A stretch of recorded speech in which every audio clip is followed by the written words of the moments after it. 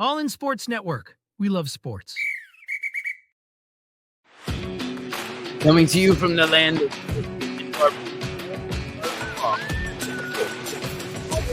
presented by the Unstable Blues. Welcome back in. It's time once again to take a look at Colts players and their fantasy stats and projections in our Colts Fantasy Stable. So let's go. All in Colts. Yes, I am Kevin.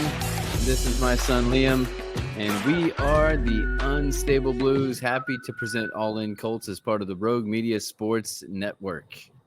Yep. Personal fantasy update time. Yep. So How'd you do? Who'd you play? I ended up playing Jake in the school league. I lost by like 4 points. School league. Yeah, in our school league. All right. I lost by like 4 points in our home league. I played against your wife, my mother, and I ended up beating her, making her 0-4 on the season. So it's not that great for her. Lucky enough, the only thing that really matters is playoffs, because everybody's automatically guaranteed to get in. Yep. But I beat her to make her 0-4, but I beat her to make me 4-0. So right now I am the person to beat. And in second place is Jake. But your two younger brothers. I mean, you have one more younger brother, but your two younger brothers, you have to be our family rules. You have to be double digits to be able to do fantasy football. Yep. And so we have a first-time player. Bless you. I played the first-time player, and 150. the 10-year-old beat me. 150-something points. Yeah, he was the top scorer of the weekend.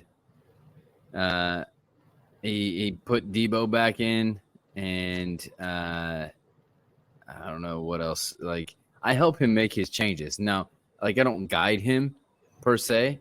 Some weeks I do, but like for the most part, like I'm like, here's what you got, and he decides if he wants to go out and get anybody or anything like that. Yeah. I ran up against the top scoring 10-year-old. Maybe in all of fantasy football, let's be honest, this week. Yeah. 153 points. I had 127, which is still it's a really good day. 127 most days will get you a win. Not this week. Yeah. Kind of happy about that. I'm 1-3 now. So I'm hurting. One of those being from me. And then now I go up against the second leading scorer this past week in our family league, your other brother. So your two younger brothers were the top scorers in our league.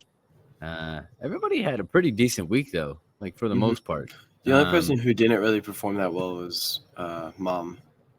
So well, she had under 100. Shirley Kenna didn't do that great. She had Anthony Richardson as quarterback. No, I don't know. That's Mom tough. had under 100, so that's kind of the 100 is the benchmark. You want to get over 100. Yeah. Yeah. So, but this is the first week of bye weeks. It is. So I already switched my people up. I like in all my you pay attention in the draft to that kind of stuff, but then you pick up people, you dump people and all that, and all of a sudden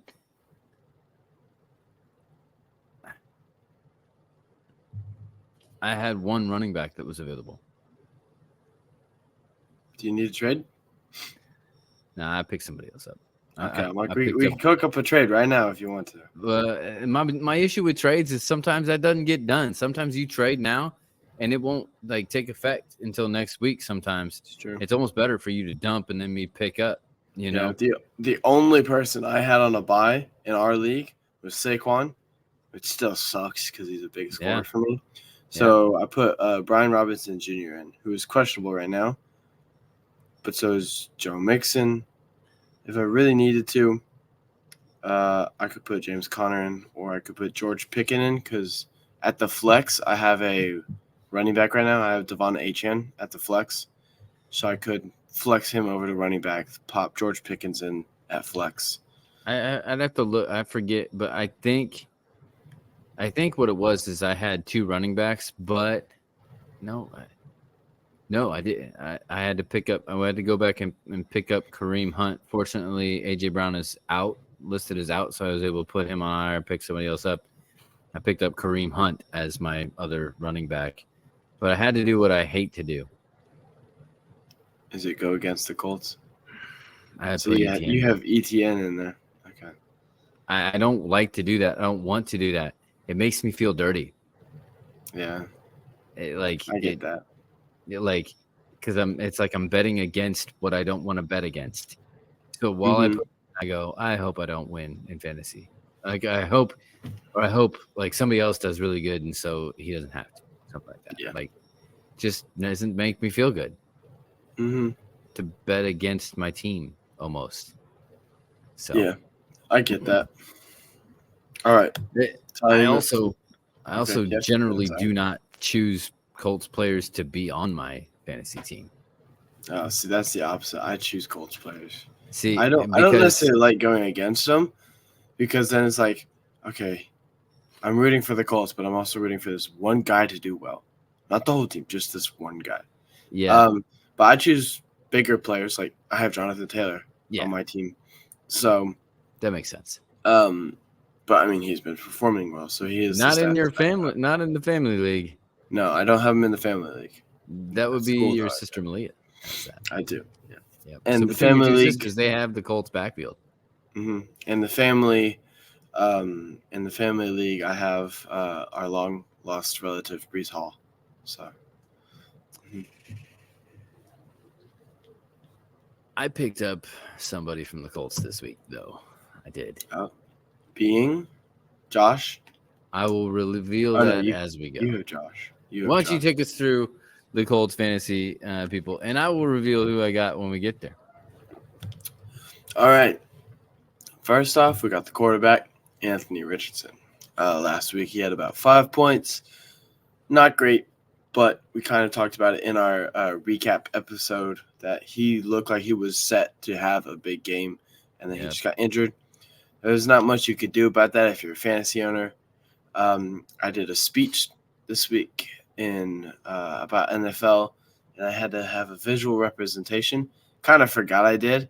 So I had so I'm like, okay, I have a Colts shirt. They're an NFL team. They're my favorite team. I'll just put that on. So I wore that as it, and my teacher's like, what's your visual representation? I was like, oh, this is. And she's like, oh, okay, that's good. And so there were questions about my favorite teams for stuff because I kind of mentioned other sports as well, but it was about the NFL. And all my answers were very, very similar, being that everything included Indiana. I was asked what my favorite baseball team. I said, I don't know, maybe the Pirates because they have correlation with Indianapolis. So with all that said, there was one person who has Anthony Richardson as their quarterback in the fantasy in that class, and he asked me, he's like, why is Anthony Richardson sucking at fantasy? I'm like, I don't know. He's getting hurt. That's what's happening. Just wait. Just wait. Yeah. Keep him on your bench. Just wait. Just wait. It might happen. It could happen. Yep. All the potential is there. With that being said, projection, what do you think? He's questionable? Do you think? He is questionable. He's a day-to-day. Put him in. You wait and see. His projection is 19 points, which is a good amount of points after the week he's having. Sorry. Thank you. I don't cough. Is that a bless you? Or is that I don't know. I've heard people say bless your lungs, which makes more sense, but it seems a little bit more awkward to say. It seems rude to say excuse you. Yeah. So I just figured, but nothing. I mean, nothing ever wrong with a bless you. With a blessing. That's fair. Except here in the South, they'll say bless your heart, and that's not good. No. I specifically think as of right now, okay, so this kind of happens to me sometimes in fantasy. I'll be like, okay, I'm going to keep this guy in, but wait for this questionable guy just in case. But then I'll look at it and I'm like, okay, well, it's a day before and they're still questionable, so I'll just leave him out. Just so I know I'm having points. But then I'll forget to check again right before game time because something else happens or I'm sleeping in or something. And then boom, he gets a whole hefty amount of points and I didn't have him in. I'm like, okay, great. I didn't have him in, which sucks. But I mean, technically is the safer option. But in this case, I think you kind of do that type of thing with AR. You keep him on the bench just in case. If he's ruled out and you have space on IR, put him on IR. But Can't do that if it's questionable though. He's only questionable. if he's ruled out is what I said. Yeah. Okay. So I mean, he's what his injury is a day-to-day. That's what you should be, a day-to-day as well. I don't know if he's practiced yet this week. I haven't checked on that type of stuff. He did not practice. He did not practice as of yet. Okay. So, as of right now, don't put him in because he hasn't practiced. All right, next person. Michael. Okay, I think. Sorry. Hold on. I think this also has to do with some timing here too, because, and knowing your roster. If you look at the schedule and you have a quarterback, your other quarterback is on Thursday night. If you got Baker Mayfield or Kirk Cousins playing on Thursday night, you got to make that call earlier. Even if you think Anthony Richardson could be healthy and could score you more points, you have to look at that and go, well, he may also be out, which is what made people so upset about the Christian McCaffrey thing on that first Monday night, because they didn't report him as being out until they needed to technically for the game. But then, there was a whole bunch of backlash because, people with bets on things and stuff like that. And the thing with Thursday night football is if you have both Anthony Richardson and someone who's playing on Thursday night, you got to make two calls because you got to be like, okay, I don't want to play Kirk or Baker, so I'm going to wait it out. And that's one call you made, but you got to make another call being, okay, I got to be okay going out and dropping someone so I can pick a quarterback up if I need to. Yep. Or I don't know, something like that. Yeah. Because multiple layers. Yes. The inception of fantasy decisions. Exactly. All right, moving on. Go ahead. Moving on to Michael Pittman. Last week he had 17 points. It's his best game yet, I believe, in fantasy. Yeah. His most yards he's gotten in a game so far this season, 113 off his 6 receptions. So really solid game. He ranked pretty good. I think you told me he ranked like 3rd or something in PFF. No, not Michael Pittman. Wait, yes. Pro Football Focus. Sorry. Michael Pittman was the 3rd ranked in Pro Football Focus scores, which take that for what it's worth. Like some people are like live and die by Pro Football Focus. It doesn't. Their metrics are what they are, and we always in our recap we always go through the stats. And we go through the stat sheet because that's fun, numbers and, all that stuff. But, a large amount of this comes down to what we talk about after that, which is the intangibles. And so there's only so much that numbers will really get you. A sack is great, but a sack in the fourth quarter on a 3rd down is a much bigger deal than just a regular sack on 2nd down in the middle of the 2nd quarter. Yeah, it just is. And so it's impossible to metric and put a quantitative number to all of that. So. Yeah, that's good. His projection this week is 13 points, which has gone up. Went up because of the bigger game he had. He's also going against Jacksonville, who I don't know who their number 1 corner is, if I'm going to be honest. Well, it's up in the air because their number 1 corner is out. But I looked at their practice report, and the only person that was out, or the only two people that were out, were, excuse me, Devin Lloyd, I believe their linebacker, their star linebacker, and Josh Hines Allen with concussion. Yeah. Now, I didn't specifically look for Foye Oluokun because that was a big deal, but I noticed that their cornerback who has been out, was back in limited practice. So, I don't know. Yeah, but I think Michael Pittman's going to have a good coming week. I don't know. It seems like he always tends to do pretty well against Jacksonville, even if they don't necessarily get the win. It seems like he, as an individual, does well, which obviously helps the team in the long run.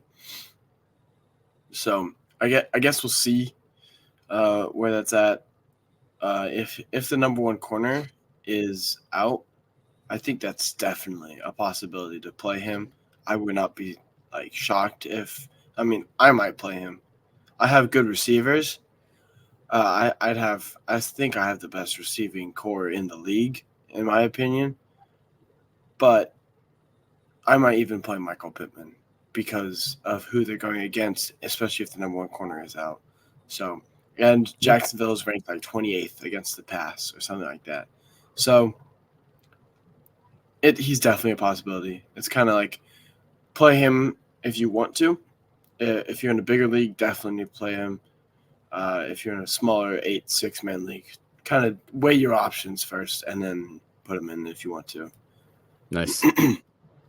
Next person being another wide receiver, the rookie Adonai Mitchell. Last week, he had 1 point. He's projected to get 4 points this upcoming week. I haven't seen that type of week from him. I don't know why they're projecting him to get that. I get Adonai Mitchell is supposed to be this great receiver. I haven't seen anything from him yet that says that in the regular season. So What you're not seeing is all of the route running. Like if you, because I've seen lots of film takes out there from the all 22s and things like that. And if you listen to the Jim Bob Cooter pressers, it's literally a matter of time. His route running is crispy. Like he had one route that he ran where they had like a little bit of a crosser on the one side. He and Pitt. Pitt it was on the inside, went this way, and AD was on the outside and went this way. And he, it was supposed to kind of look like this, Yeah. But in the process, AD went and went whoop, or yeah, there we go. This Pitt went this. No, I'm all mixed up. My camera. So okay, Pitt did this, and I went whoop and cut it off in the this corner. He's gone.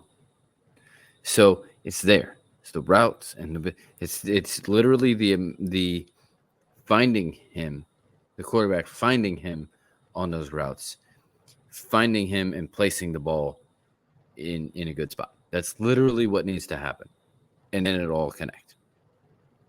But you know that, sometimes you get nothing, all of a sudden, click, So it's there. It's there. At some point, it's gonna happen. If you're a fantasy owner and you got a deeper league and stuff like that, you're waiting for this and you're trying to predict when that's going to happen. Because when it happens, watch out. Yeah. Next up, Alec Pierce. Last week he had 2 points. He's projected to get about 5.5 this upcoming week. Alec Pierce has just declined. I mean, in fantasy points, it's not a stab at him or anything. Although it seems that whenever I take a stab at him, he does well. So maybe I should. But he first week 21 points, second week 16, third week 5, this week 2. he just wasn't involved as much. AR wasn't in the game, which kind of, not that Joe Flacco can't sling it, because obviously he can. He just hasn't had as much practice with Pierce as AR has, especially in game practice, which is a ton different. So there wasn't as much of a threat to throw the ball really deep. So, I mean, his progress has been amazing. So, I mean, I'm still kind of the same place. I don't know if you play him or not. He's kind of up in the air.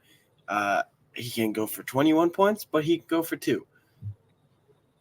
It's kind of, I mean, if I were you, I'd bet more on the safer side, that being 5 or 6 points. So kind of, once again, at your own risk. A lot of these Colts receivers are that way, which leads me to the last receiver, JFD or Josh First Downs. Last week he had 22 points. This week he's projected to have half those points being 11. He ranked number 1 in PFF this past week. Now, we talked about PFF. Some people live and die on it. Some people don't take it for a grain of salt at all. Personally, I think this is the game that we've been waiting for from him. I think he's kind of up there with MPJ now. You can start him if you want. Like, weigh your options. Especially if you're in a 10, 12-man league that's on the bigger side but not super big, definitely start him. I think he's a starting option. If you're in anything bigger than a 12, I think you should be starting him.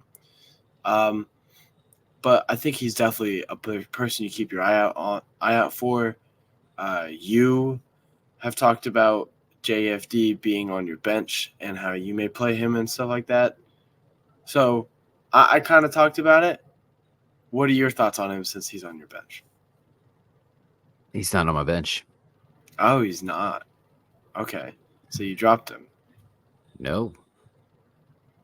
Oh, he's in. He is Gotcha. in. He is in. I told you last week, like, I'm hesitant when people first come back. I want to see what they do. I almost put him in this week, but it just, like, whatever my other players, who they were playing and stuff like that, and I didn't know exactly how things were going to go with Steelers and their defense. I didn't put him in. I also didn't know Flacco was going to be in there. I think that makes a big difference as well. So now I'm starting him, and we'll see what happens. I'm starting him against, once again, the second best scorer, but for this week, at least at this point, because he hasn't changed anybody, we'll help him out with that. But he's got one person, his kicker's on a bye, and he's got somebody else that's out right now. So he's, But I think this is the week to start Josh Downs, especially, with the Jaguars defense the way it is and what I think needs to happen to be successful. I always think Josh Downs has to be involved in order for it to be successful. Agreed. Because we didn't nickname him Josh First Downs because he doesn't get a first down. Like, Joe Flacco specifically pointed him out on third downs, targeted him on third downs because he gets you Josh First Downs. Yep. Every single time. True. He will fight if he needs to get there. He will shake somebody if he needs to get there. He will run that crosser across that hooks and runs down the sideline for a bigger play. So, my question back to you then is, if you had to pick one Colts receiver to unequivocally play this weekend, who would it be? Pittman. Downs. And it looks like we both got our people then. Yep, it's true. No, but I think honestly, as I mentioned, some of this has to do with the quarterback. If Anthony Richardson I know is good to go, I may put Pierce in there. That's somebody that I may throw in there because that's more the capability and the chemistry and what we've seen, right? Mm-hmm. If it's Joe Flacco, I'm definitely putting Josh First Downs in there because he knows it's a difference in mentality, right? That vet, that your mom pointed out, just so cool back there. Of course he was, because that's his name. He's not named that for nothing. He sits back there and he just picks part of defense. Just whoop, whoop, dump it off. AR is all about that big shot, right? And so you're who you're going to put at receiver kind of might depend on who the quarterback is. That's kind of Also, if Joe Flacco's in there, it creates a conversation for the tight ends, which I will go into real quick. We don't necessarily have it on our outline, but I mean, why not? It's fantasy. So Drew Ogletree scored a touchdown. Joe Flacco obviously loves to use the tight end. We saw that with David Njoku. Last year, I picked David up because of that specifically, and he's scoring me massive points. I think I had him whenever David had like a 30-point game or something like that. So, really proud of me for predicting that. But Joe Flacco loves to use the tight ends, loves the short passes. You know, first down. Okay, we don't have to get a 25-yard bomb. We take 5 yards. Let someone get yards after the catch. Let the receivers do the work. It's not my job. Is just to place the ball where it needs to be, not get the extra yards afterwards.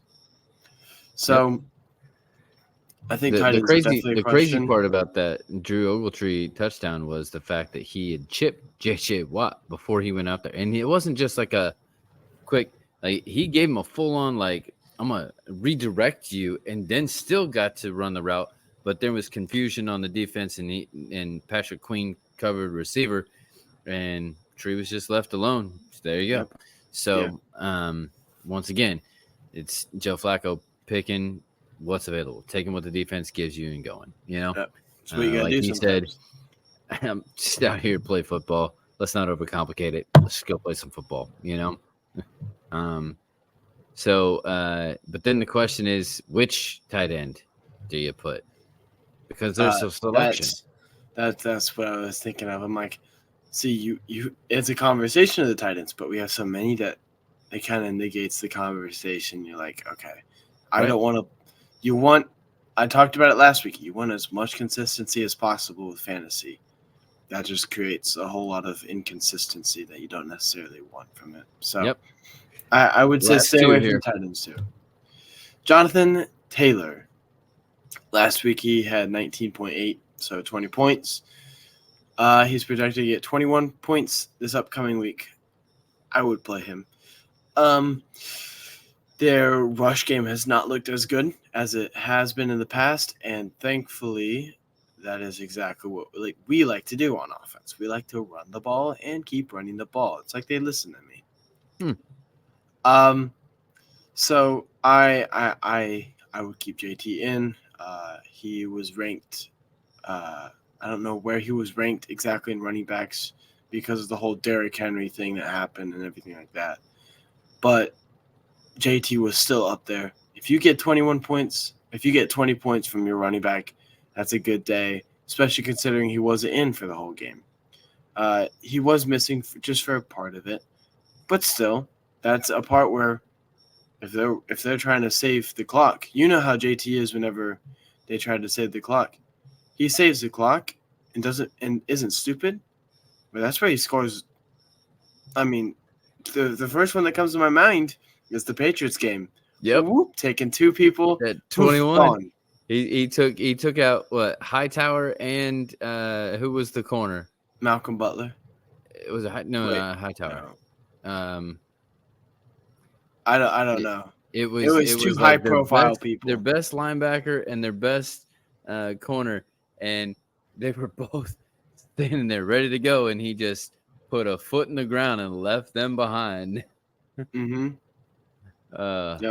Yep. Yeah, that's the one. You know, you're ready to ice the game, and he's like, "Oh, we're gonna ice it for sure." Yep. All right. Defense. Last week they had 5 points. They are projected to get 5 points.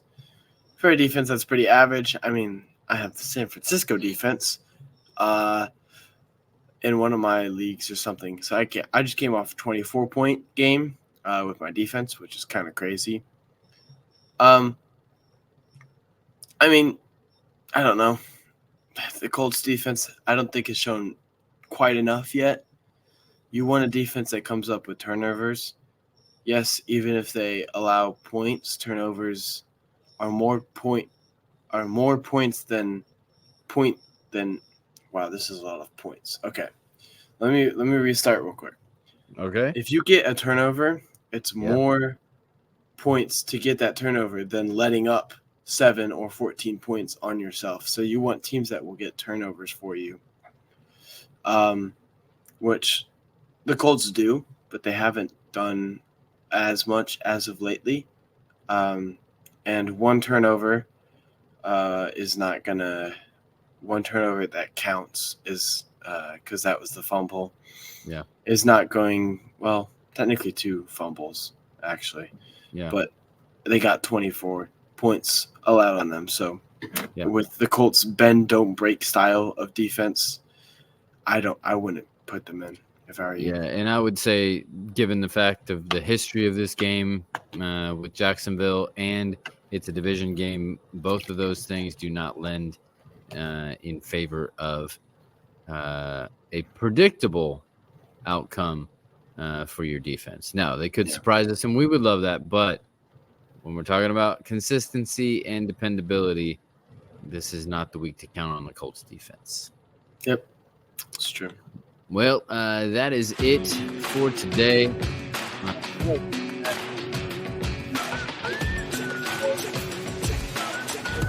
Streak in Jacksonville when they play the Jaguars. We will detail the keys to the game, matchups, and all-in player to watch. This is Liam. And this is Kevin. Reminding you to stay all in Colts. All in Sports Network. We love sports.